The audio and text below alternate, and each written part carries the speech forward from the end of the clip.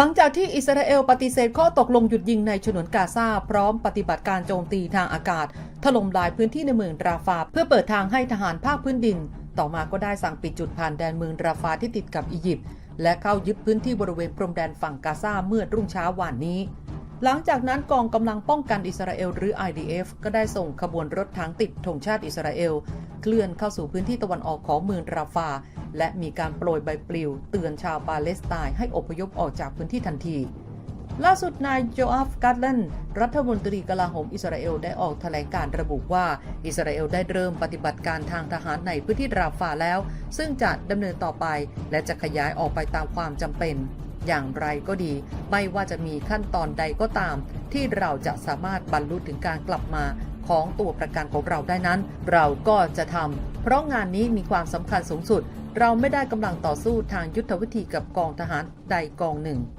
ความสำเร็จของเราแม้จะต้องใช้เวลานานในการบรรลุผลนั้นก็จะต้องเป็นไปตามกลยุทธ์และการกลับมาของตัวประกันของเราก็ถือเป็นเป้าหมายเชิงกลยุทธ์อันดับแรกควบคู่ไปกับความจำเป็นในการขจัดภัยคุกคามจากกลุ่มฮามาสและตรวจสอบให้แน่ใจว่าจะไม่เกิดขึ้นอีกขณะที่การไปเยือนชายแดนฉนวนกาซาใกล้กับพื้นที่ราฟากัตแลนก็ได้บอกกล่าวว่าปฏิบัติการนี้จะดำเนินต่อไปจนกว่าเราจะกำจัดกลุ่มฮามาสในพื้นที่ราฟาและฉนวนกาซาได้ทั้งหมดหรือจนกว่าตัวประกันคนแรกจะกลับมา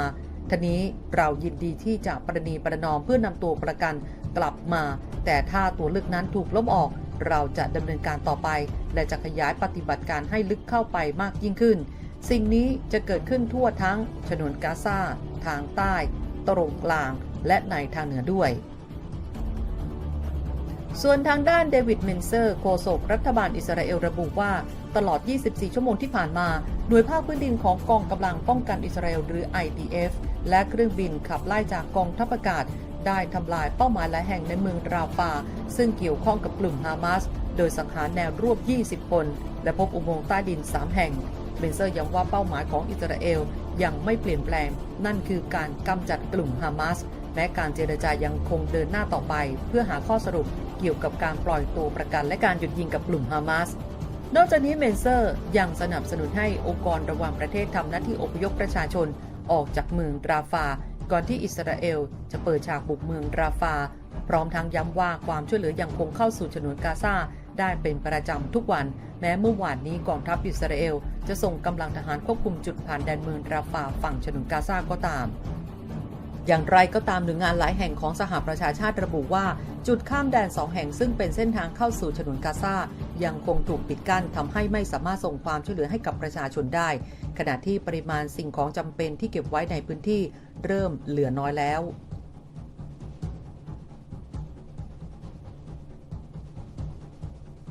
ขณะที่แมทธิว มิลเลอร์โฆษกกระทรวงการต่างประเทศของสหรัฐก็ได้ออกมากล่าวว่าปฏิบัติการทางทหารของอิสราเอลเพื่อยึดการควบคุมจุดผ่านแดนราฟา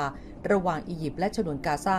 ดูเหมือนว่าเวลานี้จะเป็นปฏิบัติการที่มีความจำกัดและมุ่งเป้าไปที่จุดผ่านแดนราฟาเท่านั้นไม่ได้เป็นปฏิบัติการในพื้นที่พลเรือนที่พวกเขาสั่งให้อพยพออกไป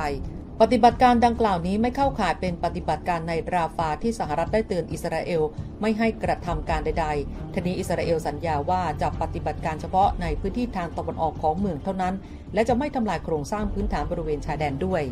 ด้านจอห์น เคอร์บี้โฆษกด้านความมั่นคงประจำทำเนียบขาวระบุว่าปฏิบัติการของอิสราเอลยังไม่ใช่การส่งกำลังทหารภาคพื้นดินบุกราฟาอย่างเต็มรูปแบบซึ่งเป็นสิ่งที่ประธานาธิบดีโจ ไบเดนคัดค้านมาโดยตลอดเนื่องจากความกังวลต่อสถานการณ์ด้านมนุษยธรรมเคอร์บี้ระบุอีกว่าอิสราเอลได้ชี้แจงแล้วว่าปฏิบัติการที่เกิดขึ้นในเมืองราฟาเมื่อวานนี้เกิดขึ้นในวงจำกัดทั้งด้านพื้นที่และเวลาที่ใช้ขณะเดียวกันสำนักข่าวรอยเตอร์ก็ได้รายงานโดยอ้างข้อมูลจากแหล่งข่าววงในที่ไม่เปิดเผยชื่อ4 รายว่าฝ่ายบริหารของโจ ไบเดนได้ระงับการขนส่งระเบิดแม่นยำที่ผลิตโดยบริษัทโบอิงไปยังอิสราเอลแล้วโดยการจัดส่งจะล่าช้าอย่างน้อย2 สัปดาห์อย่างไรก็ดีทำเนียบขาวและกระทรวงกลาโหมสหรัฐยังคงปฏิเสธที่จะแสดงความคิดเห็นในเรื่องนี้มีเพียงโฆษกกระทรวงกลาโหมสหรัฐเท่านั้นที่ออกมาบอกกับผู้สื่อข่าวว่ากระทรวงยังไม่ทราบถึงการเปลี่ยนแปลงใดๆในนโยบายของสหรัฐที่เกี่ยวกับการปรับสภาพความช่วยเหลือแก่อิสราเอลแต่อย่างใด